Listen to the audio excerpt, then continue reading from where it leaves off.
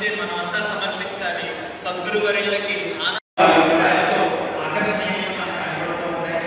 ఎంతో చక్కని ప్రదర్శన ఇక్కడ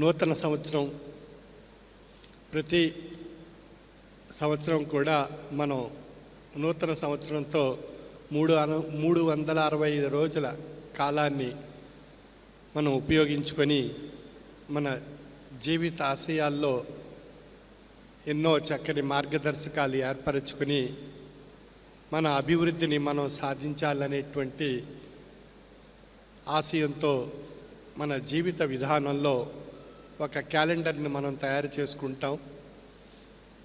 ఆ పట్టిక ద్వారా, ప్రణాళిక ద్వారా మన యొక్క ప్రయత్నాలు, మన యొక్క ఫలితాలు ఫలించాలి అని చెప్పి ఆ భగవత్ సన్నిధానానికి చేరి ఆ భగవంతుని యొక్క ఆశీస్సులు పొంది మన యొక్క దైనందిన జీవన విధానంలో ఎన్నో చక్కని ఫలితాలు పొందాలనేటువంటి తపన ప్రతి సంవత్సరం కూడా మనం ఏర్పరచుకుంటూ ఉంటాం.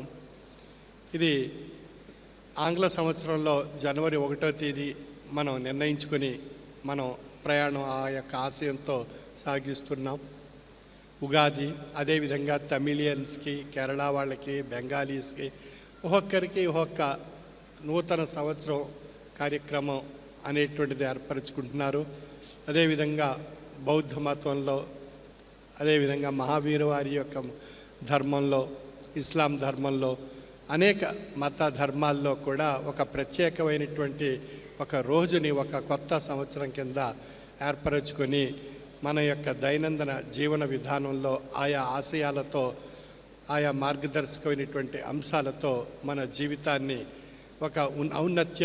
ఒక ఉన్నతంగా ఉండాలి అనేటువంటి ఒక మహోత్కృష్టమైనటువంటి తాపత్రయం మనందరిలో ఉంటుంది.